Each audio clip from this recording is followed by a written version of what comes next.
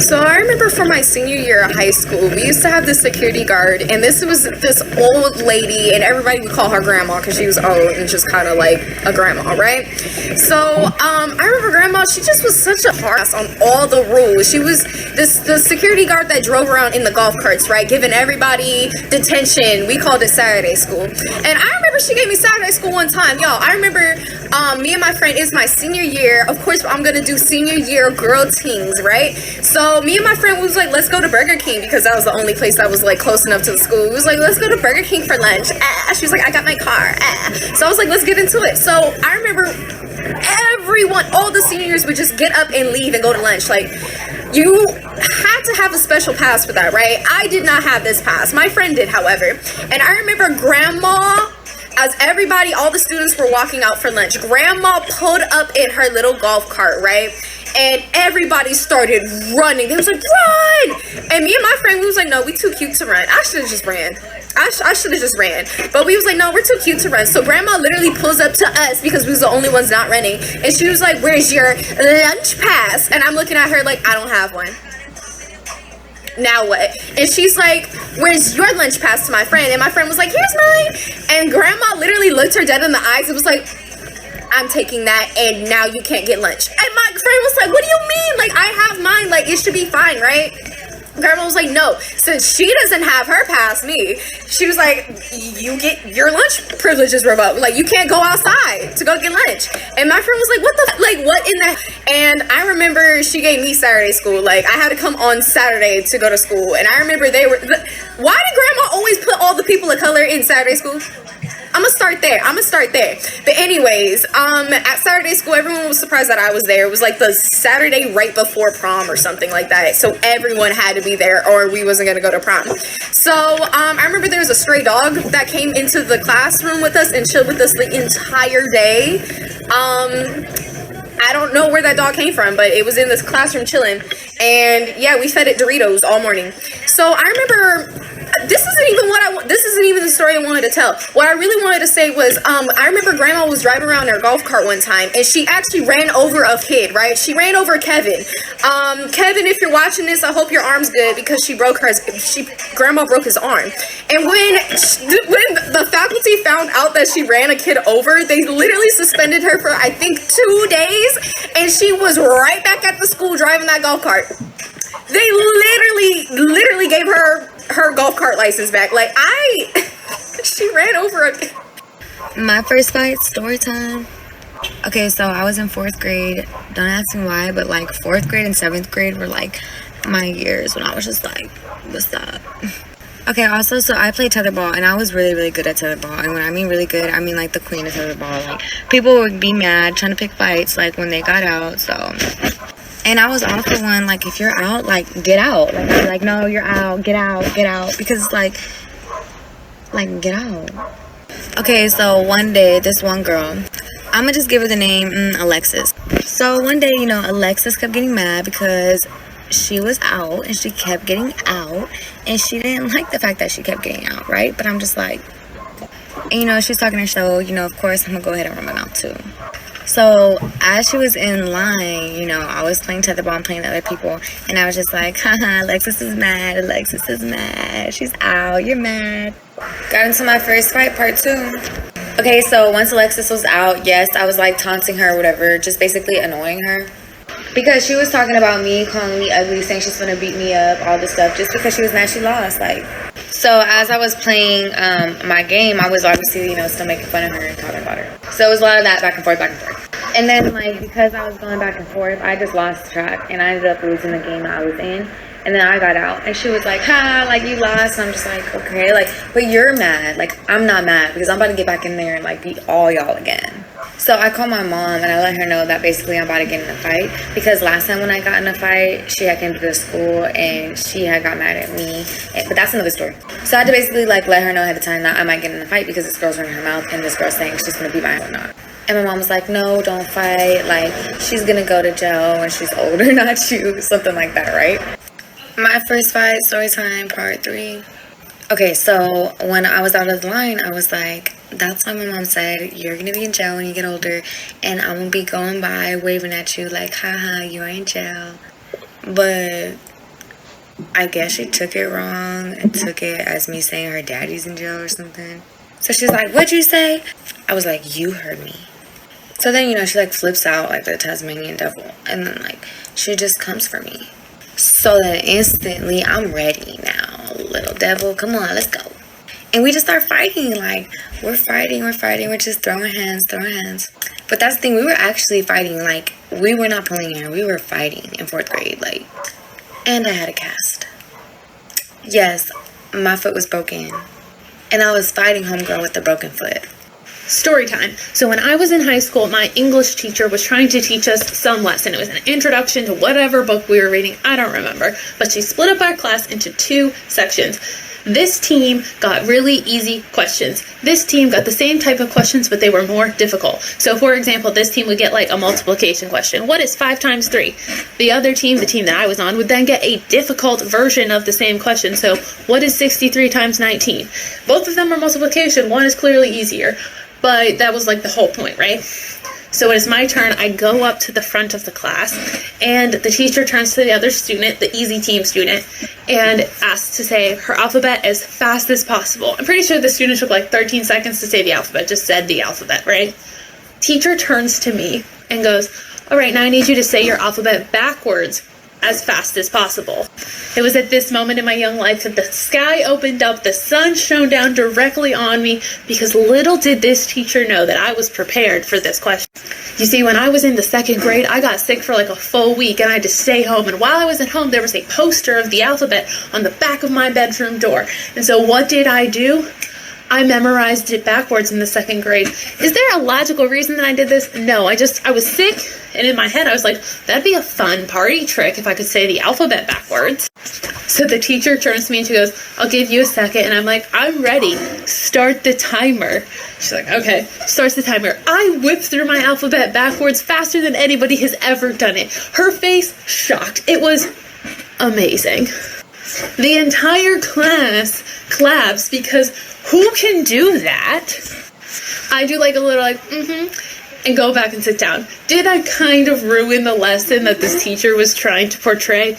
Yes, but I was so prepared. And if you want to hear me say my alphabet backwards, leave a comment, because I will. I can do it so fast. Story time! One year I had a student who got away with everything. Let's call him Kyle. Kyle got away with everything because his dad was on the school board. Admin really wanted to make his dad happy. One day I heard Kyle and his friends talking about my chest, discussing if they were real or not. Just to be clear, I wear layers every day and never show too much skin. This was my 2nd year teaching, and I didn't know what to do, so I pretended like I didn't hear and reported it to the principal. The principal said I must have misheard them, and I shouldn't be listening to student conversations anyways. The next day, Kyle walked into my room and trips right in front of me, full on grabbing my chest for balance. He then yells over to his friends, oh yeah, they're real alright. I lost it. I screamed at him to get out of my room, and I rode right up to the principal. The principal insinuated that my body distracted the boys My in best friend was class. catfished by my dad. So me and my best friend were kind of just like swiping through Tinder for fun. And then she came across this really, really hot dude. So of course, she swiped right, and they talked all night long. And he said he had an Android, so he couldn't FaceTime, but his messages were blue, so I thought something was off. She was too blinded to see that something was up in the first place because she was messaging with a really hot guy. So about a week of them just like texting back and forth and I guess getting to know each other, they decided that they were gonna meet up. So they both decided that they were gonna meet up at an Olive Garden near them. And you see, as her best friend, of course I'm gonna have to go with her. So I got dressed up and I sat about 5 tables away from her. And we got there about 30 minutes earlier than we were supposed to be there. Okay, so my best friend had 3 bowls of fettuccine alfredo before he got there. So when he got there, it wouldn't look like she ate a lot. Then I see my dad walk in, all dressed up and fancy with a bow tie and everything. This story time just gets so much more funnier, so like for a part 2. Part 2 of how my best friend was catfished by my dad. Continuing with the story, I see my dad walk into the restaurant all dressed up. Mind you, my dad's married. To my mother, of course. So I was like, ooh, my dad and my mom are finally going on a date together. And then he looks over to my best friend and walks over to the table. When I tell you my heart dropped, my heart has never sank so deep inside me so fast. He sits down and asks her, "Is this 𝐬𝐭𝐨𝐫𝐢𝐞𝐬?" When I tell you I busted out laughing so freaking hard I fell out of my chair. And almost everybody in the restaurant turned around and looked at me, and so did my dad. And I walk over to the table and I'm like, what the heck is going on here? My best friend is literally just sitting there in shock, no emotion on her face. Then he looks at us, he looks really confused, his face goes blank, and then he goes, I was just trying to teach y'all girls a lesson. I told my mom and I was just getting a laugh out of it, and then she looked through his phone and said that he was meeting up with a bunch of 14-year-old girls. So comes to find out, my dad is a pedophile. My mom kicked him out, and if you're one of those girls, I really do apologize. My dad's a pedophile. My mom kicked him out, and if you're one of those girls, I really do apologize. So when I was a sophomore in high school, I had this teacher who would only let the students in her class use the restroom one time per semester. Well, one day I raised my hand and I was like, "Excuse me," I don't remember her name, "can I please use the restroom?" And she was like, "No, you can't, because you've already used the restroom in my class this semester." Well, excuse me, you can't dictate my bladder. So I'm like all frustrated, and I started secretly texting my mom because I wasn't allowed to use my phone in class. And I was like, "Mom, I'm sitting in class right now, my teacher won't let me use the restroom." And she was like, "I'll take care of it for you." And I was like, "Okay." So like 5 minutes goes by, and all of a sudden my teacher's phone starts ringing, and she walks up to it and answers it, and she's like, "Hello?" "Yeah. Okay, thank you." And then she walks up to me like so angry, and she like slams the pass on my desk, and she was like, "Since you have to go that bad." And I was like, "Yeah, I really do, thanks." And I got up and left. I didn't even have to go to the bathroom. It was just the principle of it. I just roamed the halls. This is a story of the time that I caught my neighbor's mom talking smack about me. So I don't know about you guys, but every single Wednesday in my middle school, we would have a bagel sale. And some people's parents would come in to help out. And my neighbor's mom was one of those parents. And I had a best friend at the time whose mom would also work at the bagel sales. But this best friend of mine, her mom never let us hang out with each other because she felt that I was a bad influence on her. When in reality, it was the complete opposite. She was the one that snuck the boys in her house, if you guys remember that story time, where they peed in a flower pot. So basically her mom wouldn't let us hang out. And sometimes my friend would go with her mom in the morning, basically as a ride to school, and to help out with the bagels too. And one day when she went in with her mom, my neighbor's mom also was there too. So my friend starts eavesdropping into their conversation, and my friend's mom brings me up and says how much of a bad kid I am and a bad influence. And my neighbor's mom was like, "Oh wow, that's my neighbor, like we always suspected something bad about her, our whole entire neighborhood knows this about her," basically making stuff up about me. So then I go home crying, tell my mom. Part 2 of catching my neighbor's mom talking smack about me. So my best friend tells me all these things that my neighbor was saying about me, obviously. And I got really upset, so I went home and I just started to cry. Because for some reason I felt like when I was younger, every one of my friends' parents hated me. And I never really knew why.